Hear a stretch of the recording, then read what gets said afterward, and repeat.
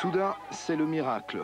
À l'africaine, le camion redémarre alors que plus personne n'y croyait. Nous reprenons la route du manioc.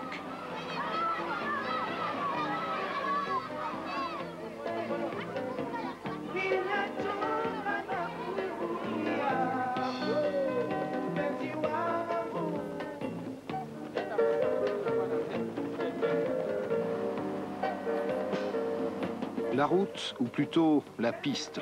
Peu à peu, la nature reprend ses droits. La chaussée disparaît sous la végétation.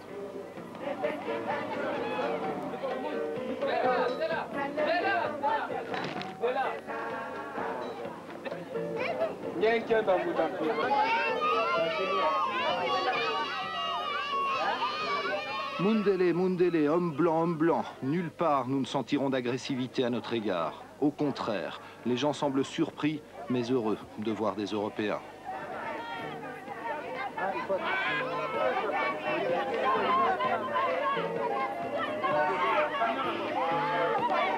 Nous recevons à boire, mais pas de manioc. Ce village en produit à peine assez pour sa propre subsistance. On nous le dira après 2 heures de palabres. L'arrêt était sympathique, mais inutile.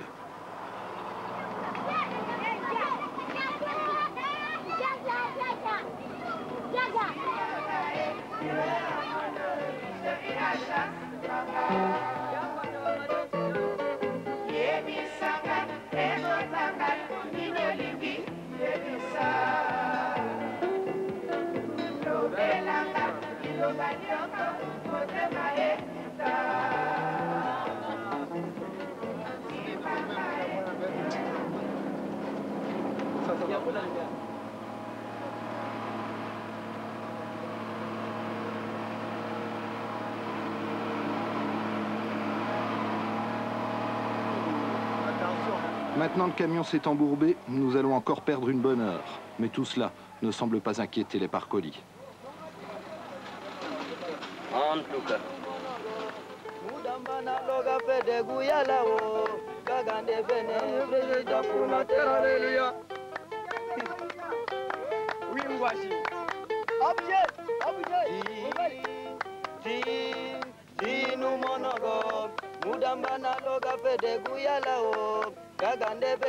presida fundatere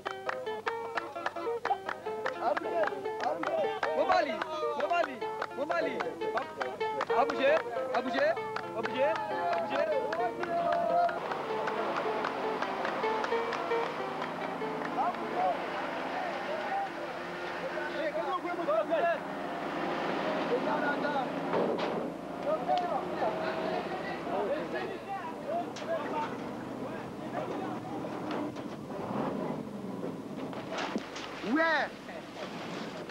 Samedi après-midi, les autorités zaïroises ont été averties de notre présence sans visa sur le territoire. La radio et la télévision commencent à diffuser des avis de recherche, mais en brousse, personne n'est au courant de ce qui se passe à Kinshasa. Nous rencontrerons quelques barrages militaires que nous ne pourrons bien sûr pas filmer, mais jamais nous ne serons inquiétés.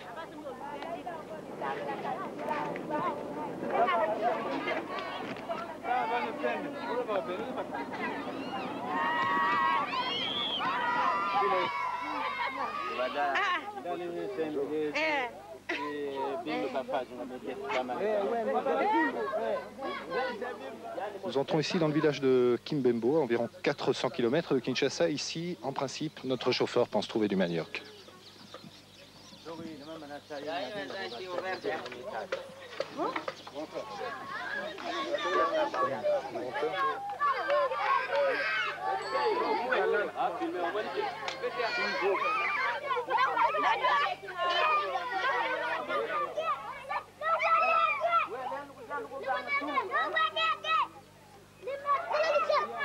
Il nous faut d'abord voir le chef du village.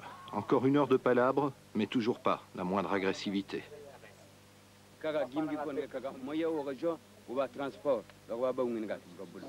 Le représentant de la localité dit ceci. Le transport est vraiment difficile. C'est pourquoi, pour avoir l'argent, c'est un peu difficile. On a quand même des produits en masse, mais comment les faire sortir? Point d'interrogation. La vie est devenue difficile. Bon, c'est lui aussi qui dirige les pays. nous voyons qu'il est incapable. Le papa dit ceci, qu'ils ont un grand souci de voir que tous les Blancs, tous les Occidentaux sont rentrés chez eux. Ils ont un grand souci. Alors, leur souhait en est que, quand il y a un nouveau président, qu'il rentre au Zaïre et faire leur travail comme ils faisaient auparavant.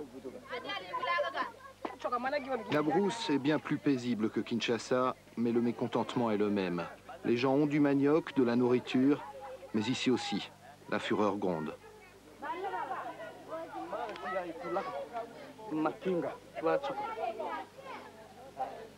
Nous avons aussi des champs qu'on cultive le manioc et les arachides. À quelques mètres ici, ce sont on peut visiter. Ah ben on peut aller voir. Hein.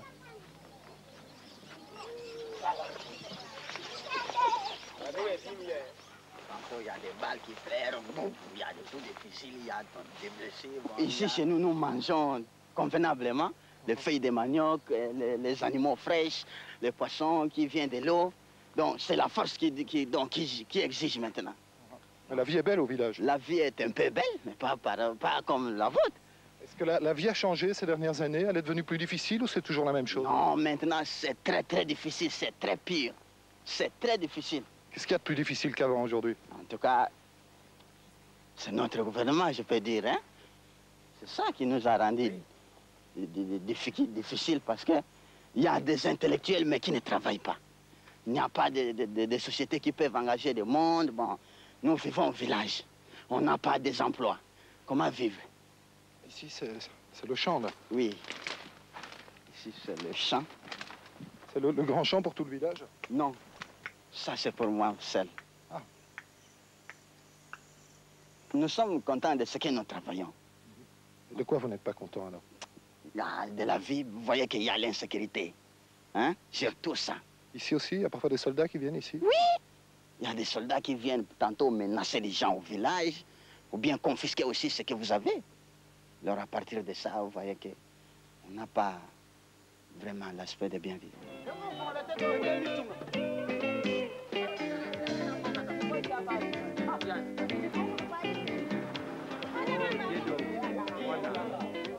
Samedi, 17 h. Les parcolis embarquent des fûts d'huile de palme, des fruits, quelques bestiaux et des sacs de manioc, bien sûr. Un sac, c'est la nourriture d'une famille zaïroise pour une semaine. Au village, on l'achète environ 100 francs belges. À Kin, il sera revendu 10 fois plus cher. Maintenant, il termine de charger. Je crois que nous allons repartir vers Kinshasa.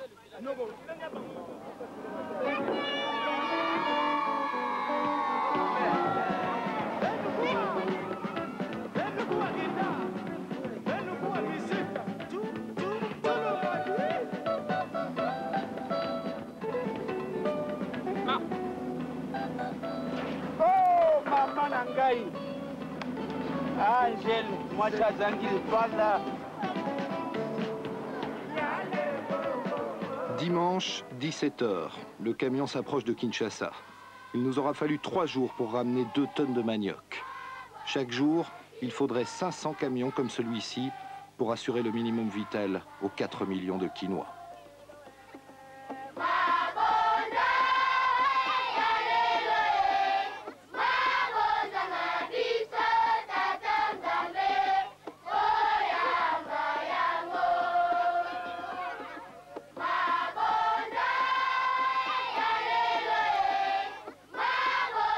Comme vous voulez. Je n'ai pas de préférence. Maréchal, alors.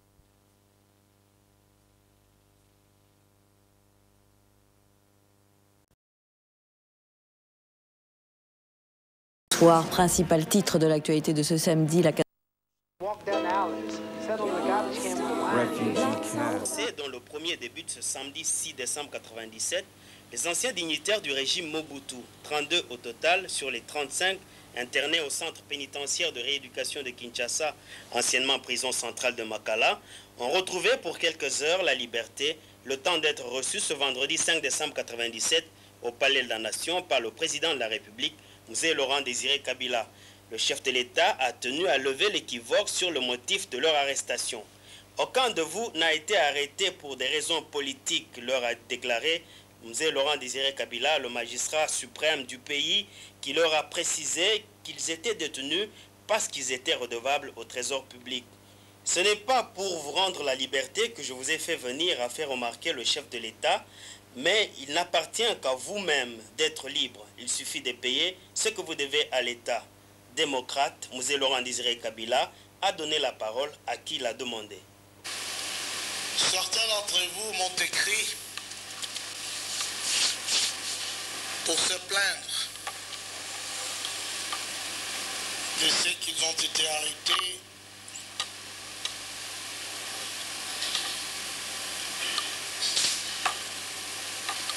peut-être pour des motifs politiques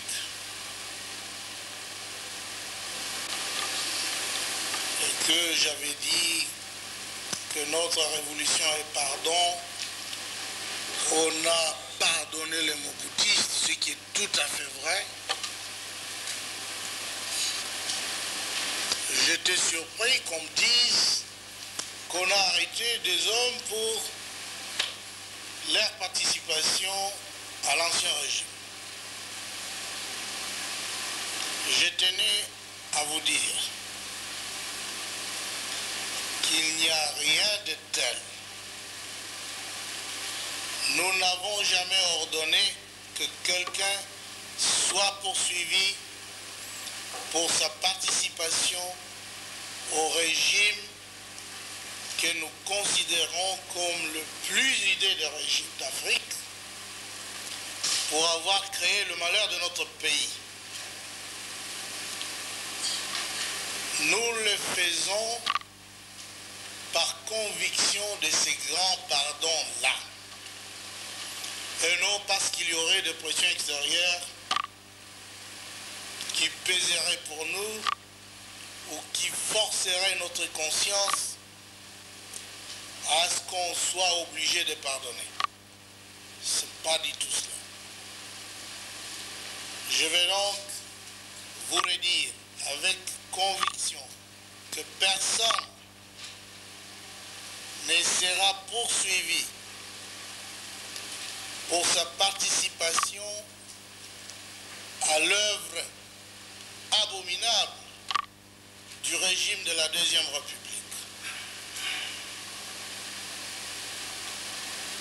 Nous voulons tout simplement que nos frères, vous, parmi vous, Kikunda est bien connu, ce sont les gens qui ont porté le moboutisme au sommet. Mais il n'a pas à s'inquiéter. Il doit être tranquille. Il n'y a pas de rancune politique. Mais il sait qu'il était à Kindu. Dans les derniers jours, pendant les opérations, on ne l'a jamais accusé d'avoir participé. Il devait défendre le gouvernement qui était le sien. Nous, on a pardonné le tout. Mais l'enrichissement inexpliqué, votre enrichissement personnel, vos avions, vos immeubles, vous devez les justifier. Vous devez les taxes non payées. Vous devez le payer. Ça ne se négociera jamais. Vous payez, vous êtes libre. Faites promesse de payer. Dépitez, commencez à payer ce que vous devez au trésor. Et vous savez que beaucoup d'entre vous doivent au trésor.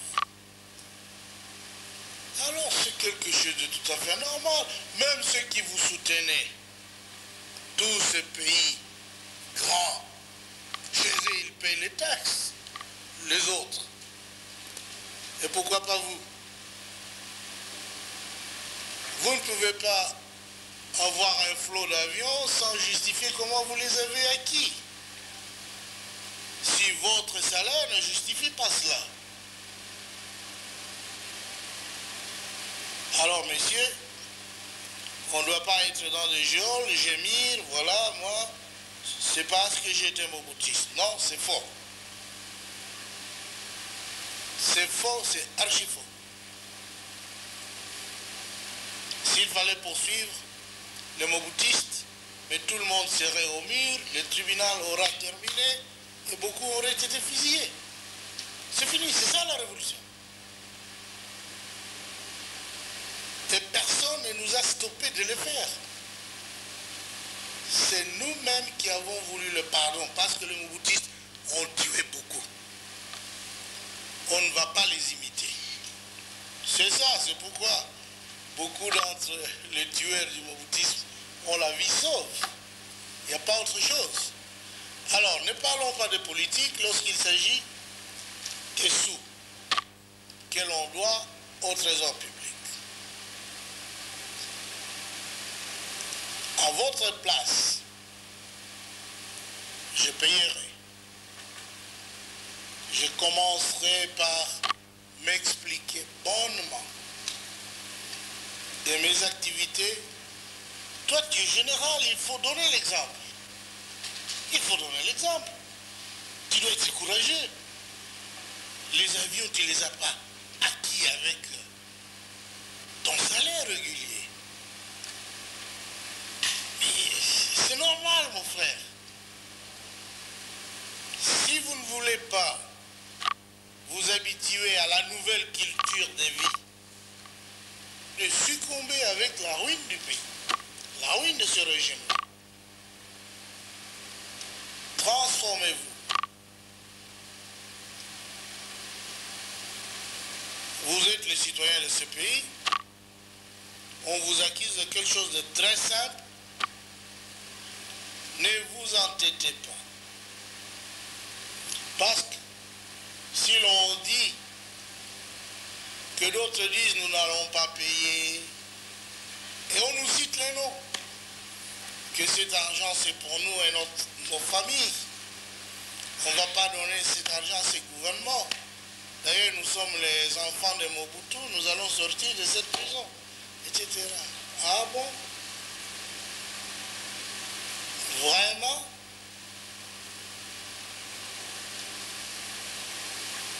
C'est d'abord honteux de le dire. Alors moi je vous encourage. Je ne vous ai pas appelé pour vous rendre la liberté. Mais si vous voulez être libre, immédiatement, rentrez, faites vos chèques, le trésor est là, Djamboleka. Nous avons trouvé la Banque nationale vide. Tu es parti avec les 10 millions, tu as balancé et puis tu es revenu. Et alors, comment voulez-vous que l'on puisse développer ce pays que vous avez ruiné? Comment voulez-vous? Chacun vole, il n'est pas puni.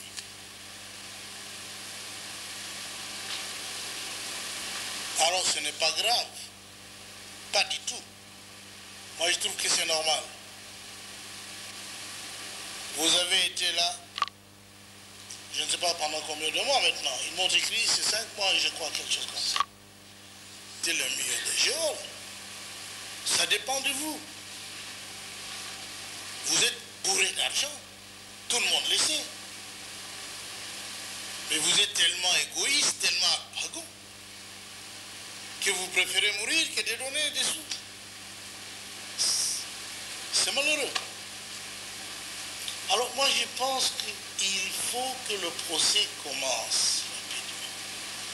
Je tenais à dire à ces frères à moi que personne n'est poursuivi pour avoir participé au moboutisme. Mais les grandes vedettes du moboutisme, les ténors, Mais ils sont là, ils sont bien connus. Les Kitima, les Avazadi. Mais il n'a pas à s'inquiéter. Nous ne voulons pas nous venger. Pas du tout alors. Restons-en là. Pas de politique comme motif de leur arrestation.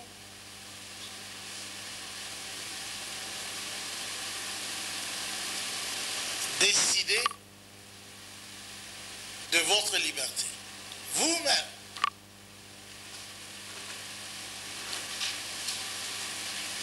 Je voudrais bien que vous soyez libre et que vous rentriez chacun dans son milieu d'origine là-bas, essayer de faire travailler les populations. Investissez ici. Mais votre argent à vous n'était pas d'investir, de développer le pays. C'était vraiment l'argent sale. Ça n'a jamais contribué à faire le bonheur des autres.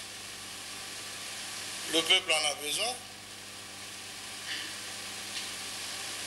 Investissez dans votre pays.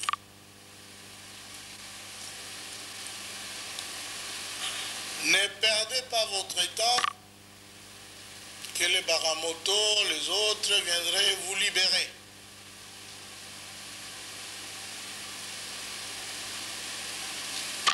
Nous sommes là. Non pour voir la libération de Baramoto, de Zimbi et les autres, mais pour voir ce pays commencer sa marche avant vers le développement,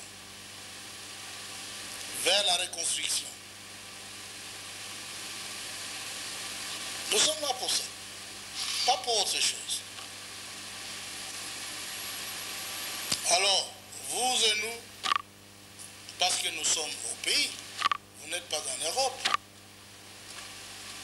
C'est notre pays à tous, nous devons le bâtir. Au moins vous, vous avez un avantage, vous avez l'argent accumulé pendant les années du moboutisme. Nous, on n'a rien. Alors, utilisez-les pour reconstruire votre bonheur. Parce qu'on vous dit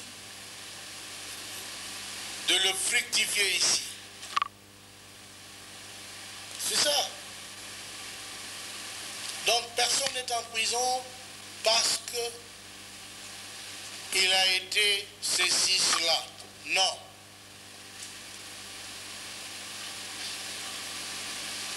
Vous êtes libre de décider de votre sort maintenant, après que je vous ai expliqué qu'il n'y a pas d'arrestation à caractère politique, que ce n'est pas notre souci de nous venger de quoi que ce soit. Le mal a été tellement grand qu'elle ne pouvait pas se venger. Je l'ai dit à votre ancien chef Mobutu sur le bateau. Toi-même, tu es mal. Tu as tellement fait du mal que si même on te tuait, on n'aura rien. Et il faut que tu rentres chez toi. Mais il n'a pas cru. Il n'a pas cru. Le moboutisme était pour vous la seconde nature. Tout était dans le moboutisme. Alors cette fois-ci, vous êtes désillusionnés, certainement. Le moboutisme est parti.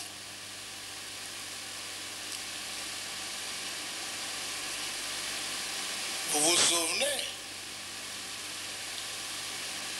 ce vieux temps-là du moboutisme, vous auriez vu Kabila, vous? Beaucoup me connaissent. Kabitatou. Qu'est-ce qu'on m'aurait fait? Certainement. Aurait seulement eu 1 minute à discuter devant un général qui compte là, mais ce serait difficile. Mais vous voilà homme libre. péché du monde que le moboutisme a amené dans ce pays. Vous êtes des citoyens libres. Alors, messieurs, je vous exhorte. Payez ce que vous devez au trésor. Ne vous entêtez pas. Nous ne sommes pas vos ennemis. Nous sommes vos frères. Mais maintenant, la loi doit être respectée par tout le monde. S'entêter à dire des choses qui ne surprennent que vous-même, que vous allez sortir parce que cela, ceci, eh ben, c'est un moyen de faire l'éternité dans les géodes. Je ne souhaite pas cela. Évitez pour vous dire cela après que j'ai lu la lettre qui m'est adressée par vous. J'espère que si quelqu'un veut régler sa facture, c'est bien.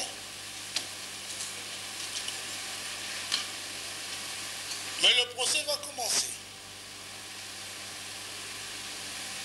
Et si on vous apporte de preuves irréfutables, qu'allez-vous faire?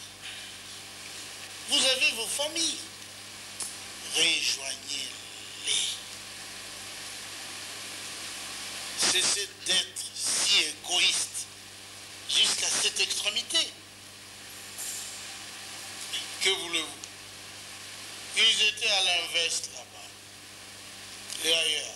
Chaque semaine, ils réunissaient 15 000 $. 15 000 $, vous vous souvenez?